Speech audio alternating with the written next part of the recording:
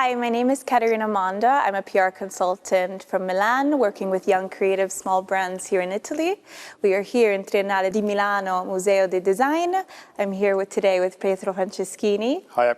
Hi, I'm very happy to be here. Thank you for coming. Thank you for having me. Thank you. He's an architect, designer. He opened his PF studio in 2020, working on design practices and new products. We're here to talk about a little bit today his new works and a little bit about his design adventure. Thank you for coming, Pietro. Yeah, it's very beautiful to be here and it's such beautiful context. What do you want to know? Let me know. I would love to know from the beginning, how was it for you for the design adventure of yours? Meaning, was it an early childhood you wanted to be a creator? What was the beginning for you? Well, design definitely came in a later stage of my life. I've been educated to art more than design since I was a little kid. My grandfather was an art collector, mostly of 20th century Italian painters. But actually, I decided to study architecture out of the blue. I was not sure what to do with my life. Everybody was telling me, you should do the architect. I was very good at drawing. So I would say, why not? So I just started studying architecture. I was educated in Italy, Portugal. Then there was time in Egypt, which was very important for my education. And then I moved to Paris and then New York to study at Pratt Institute. But design, in terms of furniture design, came, I would say, 2 years ago. So it's extremely recent adventure. That's amazing. And what was that like, that transition from architecture? Because I know you also worked, besides your studies in Università dei Studi in Firenze, as you said, you went to Pratt Institute for your master's, I believe. Yes. And then you started working eventually with international architecture firms like Claudio Nardi in Florence, Yes. Colorati. What was that transition like from architecture to design? No, that's an interesting question. So I've worked as an architect for most of my career. I was trained as an architect. After Paris, I worked with Lenier Roussel in Paris. It's a very young, cool architecture firm. Then I moved to New York, where I mostly worked with Thomas Lieser, German architect. We were doing building skyscrapers, museum, and then Carlo Ratti, which is this visionary teacher at MIT. He has this beautiful lab. It's all about data and how data can change the urban environment. So it was everything but furniture design. But in New York, I got very excited about, I've always been very excited about the art world and galleries. And what really pushed me in that direction, I would say, is the pace of work. So working as an architect, you need big teams of people. You need 2-3 years in order to see the result of your idea put into something tangible. And it's also very hard to control the process because there are a lot of many factors that can change everything. So what I was really excited about making furniture was that I could control very well, first of all, the time between my idea and something that I could touch. And I could have full control of all the process. So it was actually right before COVID. I decided, I was in New York, I decided to take some time off, and out of the blue, I changed my life. I went to Italy in a country house with the idea of designing a new collection, the first collection. And so COVID arrived right after, I must say with a perfect timing for me, because I had all the time to be designing without the stress, of going out, of missing something. So completely focused, and everything came after that quite fast. Started selling the pieces, galleries reach out, and now we're in the process of, in this day, to design a new collection. We're actually working on this right now. Well, first of all, congratulations. I mean, despite this COVID period, which was, terrible for all, you managed to open PF Studios, which already is a huge achievement. I know you've been working on beautiful pieces. I'd actually like for you to tell me a little bit maybe of some of your favorite works that you've been working on recently. And did COVID actually, going back on the topic, impact your creative vision, your creative design process? Well, I would say COVID itself, it didn't really made a huge difference in terms of my process and my aesthetics and what I wanted to design. But I think it was a huge opportunity of focus on my thinking, of elaborating my ideas. I think without COVID, maybe I couldn't have focused so much and find a language with new materials. Everything was new for me. I've never done furniture before COVID, so I had the opportunity of making something that maybe would have taken like years in a very short amount of time. So from that point of view, COVID was definitely very specific of my start. Well, then if I should think about, I don't know, some pieces that really represent my work, I would say... yeah, that like, let's say, personalize your design aesthetic. Yeah, I would say, so my first collection is very diverse.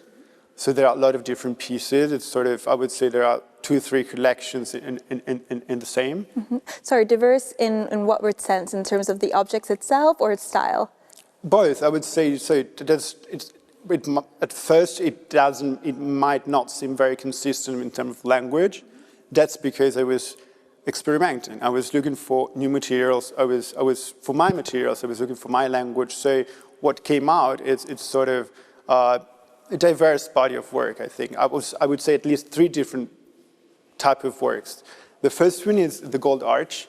If I should select one piece, that's a very special place for me. It was my first piece, and it's metal, and it's sort of say a lot about what is my language. So it was all about trying to find a balance between something more classical. So it's very simple, but it's classical. It brings your mind to, can be an aqueduct, something Roman. Certo, but at the same time, I want it to be contemporary, fashionable, and current. Yeah, very elegant as well. I find it a very elegant piece, absolutely. And that was the first one. So, but then there's 2 different types of work. One, it's all the marble stools. So I try to explore something more sculptural. What I liked about marble very much is that, so my process is sort of like this. I start with reference, because what I feel like it's very important, I didn't want to just sit on my studio, drawing my things, and then put them out there. I wanted to be current in a certain way, because I think in order to be relevant in the art world, in the design world, you need to talk about something that also other designers care about somehow. Sure. So it's very research-oriented, your process. Very research-oriented. I'll give you an example. So there's all the upholstery pieces that I designed. They're called bling bling. There's this like fat sort of seats, sofas, and chairs. I found the inspiration for them, and I tell you this because it gives you an idea of what I'm talking about. In Brooklyn, and when I was in New York, I ended up one day at this show. It was called Neotenic Design. It was maybe you heard about it. It was hosted in ADO in Brooklyn. It was this very beautiful institution by Mini. Okay, sì. Certo, yes, of course. Sorry. And it was beautiful. What I liked about it was, so neotenic is a word in English that expresses that condition where when an organism preserves some juvenile features, even in the adulthood. So some characters that you're supposed to lose, but then you keep them. Okay. So the result is sort of a mix of something childish, but the result, it's sort of adult and complete in itself. So ADO was sort of trying to see if it was possible to talk about neotenic design. So it was looking out there at designers that were sort of going in this direction and was trying to declare this is happening. And I found it so interesting because they were trying to say something about the current discourse in the design world. So when I designed Bling Bling, then there are different versions. I wanted to give my own take on what neotenic design could be. So the outcome is this sort of funny, fluffy, fat chair, which it's funny, but it's also sort of classical. The collection is called Olympus. Olympus series, yeah, absolutely. So the idea was designing these pieces that could be, could sort of survive the time as a classical piece, but could be fashionable and current at the same time. Absolutely. And how many pieces are in the full collection? I think about 20, something like that. That's amazing. Yeah, it's very diverse, as I was saying. And this is all 20 during this period of COVID? Yes. I designed all of them, and then I started manufacturing them. Different manufacturers. We have in Carrara, Studio Corsanini. Okay. For marble, obviously. Yeah, they are. We just did a photo shoot in Carrara with a very nice photographer. I'll show you some shots. Then they're beautiful. And what is interesting about the marble manufacturing process, it's like 85% robot cut. Mm-hmm. That gives you the opportunity of being very, very, what you design, it's very easy to reproduce, but then... Okay, it can be very precise. Very precise. Okay. So you do a 3D model and then you can make it right away. But then the final touch is all by hand and with very expert crafters, that gives this beautiful touch which is handmade and every single piece it's never the same. Yeah, absolutely. It gives that also human. I mean, I love with the idea of working with artisans, besides the talent alone and the traditions, it gives that human touch to it. Exactly. Yeah, that's all, it's all about that at the end. It's what it's different between what we do and industrial design, which is massive productions. But you know that. And, but no, it's fascinating. And I think actually a lot of people, when I, just brief about me, when I started working in the design industry, always as a PR, I didn't realize the impact that artisans, that with the designers, the importance of designers and artisan collaboration. I didn't realize how much, I thought it was all machine, but at the end of the day, no, it's that hand craftsman, that personal impact on an object, and it brings the soul to an object in a way. Absolutely, yes. Yeah, no, I love it. I absolutely love it. One of the most interesting aspects of your work is you work a lot with 3D artists, 3D designers, trying to create a fantasy world for your products, kind of bringing a soul to them. Why is that aspect important to you? And do you have a design process while working with these 3D designers? Now, this is a very important question. All the digital aspect is very important part of my work, of my process, since the real beginning. So when I first started designing furniture, I immediately thought about how I could show them to people and how to communicate my work. But what I found, so most of the times renders are just, architects and designers just use renders to show materials and to test materials. For me, since day one was completely different. So renders and visualization is mostly for create the context in which my objects could exist. And I think at the end, it's through the context and through the renders that they can find their own souls. So we do a lot of 3D models, and then I first started to collaborated with an Italian visual artist. It's called Enrico Capani. Is super young and talented, and working together gave me the opportunity of find the general thread for all the pieces. And then we did an amazing collaboration with Andres Resinger. He's an Argentinian visual artist based in Spain. He did a beautiful video for the promo of my collection.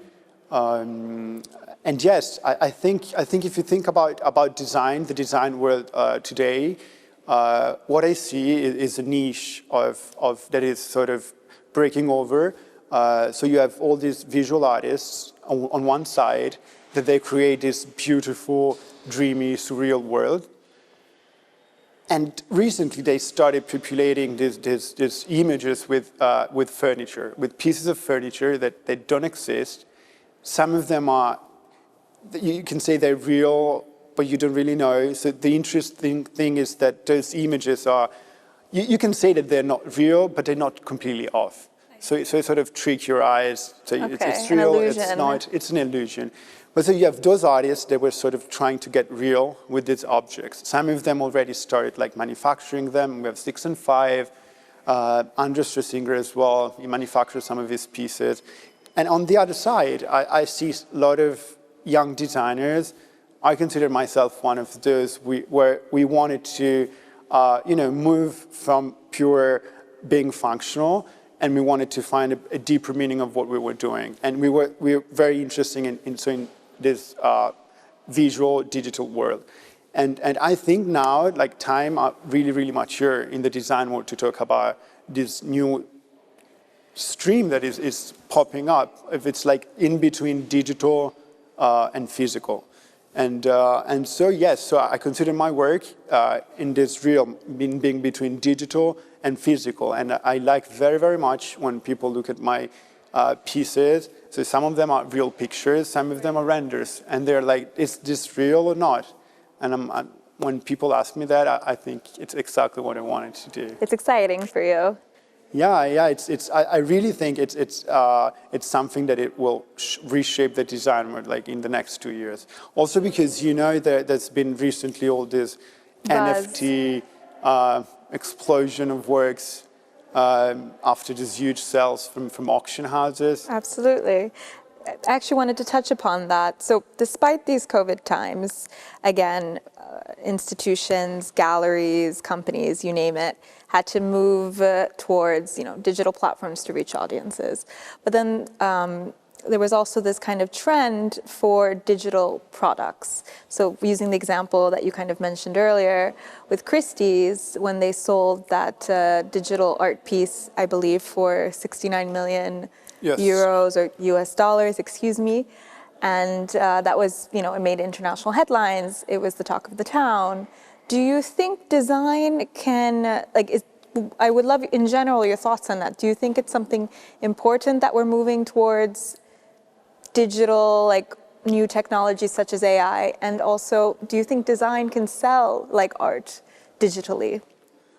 Well, I think yes, it's very exciting because it's what I do. I'm very interested in that. I think it sort of brings design in the current discourse where digital is completely part of it.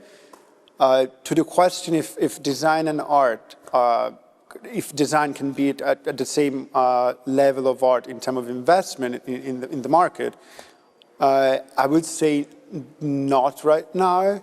So if art is sort of an asset, like stocks, like houses, like design, and people invest in it like exactly the same way they invest in stocks, I don't believe this is, I'm sure this is not happening right now with design as well, because it's very, very rare that a piece of design increase its value exponentially as art in a short amount of time. There are some galleries, some of the major design galleries, their statement is exactly that. So that I don't do names, but they select pieces. And artists stating that there will be the next Joe Ponti, for example, so that they're sure that they're saying that to give a buzz or So if you invest in those pieces, it's sort of as investing in art. But we will see. It's hard to say. I would say at this point in history, I think design it's not an investment as art in terms of market. Okay. Do you think it's also, going back to always the digital aspect, it was hard this year because nothing could be technically tangible, but is it because maybe design is used, to be seen, to be touched, while art not necessarily? So do you think that aspect plays a role in to sell design pieces in a digital world? Maybe it doesn't work because it needs that personal rapport to it. Well, art, it does, but maybe not to the same level. No, this is interesting. When I was saying design, I was saying design in general. I was not saying digital. If we talk about digital, this is, I think nobody really knows yet. It's like a lot of people think it might be a bubble and it's just for sure for a few months. I think somehow it doesn't really matter. I think it's just very exciting that something like happening, it's current, people believe in it, and people are experimenting in it, and everybody is looking at it, asking if it's going to work or not. I think potentially it has a potential to be working because the main problem with digital works have always been like, it's easy to make copies, you don't know who's the owner, all these problems like NFTs, it's trying to solve them to put the product on the market. It worked. As you said, there were huge sales. So why shouldn't it work? And we are also we're working on some projects. I can't say a lot about that, but it's pondering. On NFT. So when you say your work, sorry, PF Studios. I'm part of. We're collaborating with a gallery on kind of this project. It's going to be experimenting on the digital. Yeah, Got experimenting on the digital. We're working on that. It will be ready very soon. Okay, so we're very excited. I definitely believe in that, and I'm really looking forward to see all these digital works, which are beautiful, like being out there and take all the public and they deserve, and they really have the potential to reshape what it is designed today, I think. Absolutely. And on a bit switching gears, so for young, or not even young, design enthusiasts, I feel like right now we've become more conscious of what we buy. Maybe it's the period, or I just think that in general, everything we buy, there's a reason. Is it more sustainable? Is it a good design, a quality? What advice would you give for new collectors or just people wanting to buy design products? What to look at? What is to you good design? Well, like good design is it's hard to say. I think you need, for a collector, it's very important two things: to select nice gallery, talk to gallerists, see where's a potential of if you buy a piece for making a good investment, you definitely need to talk to gallerists because they know the market, they know the artists. So they are mostly the people that can tell you how a projection on the future. Then, of course, personal taste. Personal taste is you need to be sort of educated in, look around, see what is out there, just go and see, I like it. You need to see what is out there and build your own taste. It's not so hard as it seems. It's just you need to go to galleries, look on the web. There are a lot of websites like First Dibs, all these websites where it's for collectors. I don't know. That's fine. That's absolutely just research, orientation, conversations. Yes. And what about Italian design? What are your thoughts? Why do you think it's important to still talk about Italian? We're in the Museum of Design and with an incredible archive of 1,600 pieces and more of Italian design. Why is it important that we keep talking about these objects? What is Italian design to you? So Italian design is, I think when you talk about Italian design abroad to people, like it's always the first thing that comes to people in their mind is good quality. And I can say that quality in Italy is still very, very high. That's because crafters are really devoted and passionate about their work. And it's very hard. I manufacture some pieces even abroad, and it's very hard to find the same level of devotion that it's kept from generations and generations. I also believe that in terms of being current and have something new to say, like Italian design, it's working hard on that, and it's good that it's doing that because there are a lot of other countries like Netherlands and US where the discourse is kept alive much more easily than in Italy right now. So if Italy would be, and Italian designers would be capable of intellectually keep up with what's always been the production in Italy, the future would be amazing for Italian designers. But they don't, because sometimes for Italians it's sort of, there's an easy way of referencing too much the past, because it's so familiar to people, and it's sort of easier to, you know that you're doing something good because it's something that it's already been tested a lot of times. But if everything becomes even more experimental with all this background of manufacturing and high quality, I mean, what other match could be better than that? Absolutely. I wanted to ask you, actually, what was important for you to have that base? You mentioned that you've traveled around the world with your studies, but you're based in New York and you're based in Florence. Why was it important to you to have that bridge? Well, I've always traveled a lot, and I think travel was very important for me to, it kept me alive intellectually. So every time I get to a point where I'm sort of settled in terms of life and professionally, I switched to a different thing, and that helped me very much in keep going and keep producing. New York and Florence, I mean, it's sort of, I mean, Florence is home. It's, all my style, as I was saying, is about finding a balance between a more classical component. I mean, in Italy, it's like everywhere. It's like something that is around you. It's history everywhere, it's I feel. History everywhere. It's like, just being here, you get into it.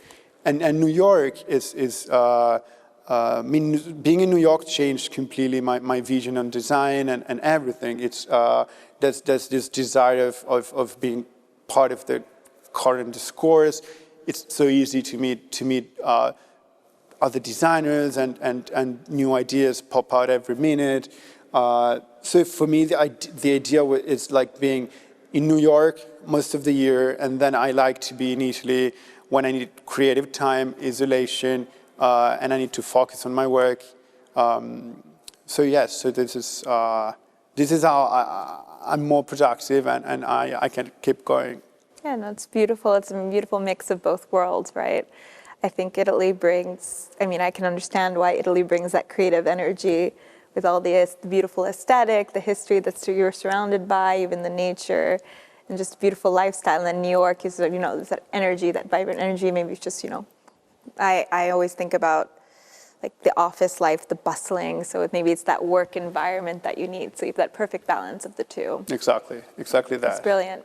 And then my last question to you is, for advice for young designers or young, again, enthusiasts who are just learning, who want to enter that world of design, as you started off yourself, what advice would you give them?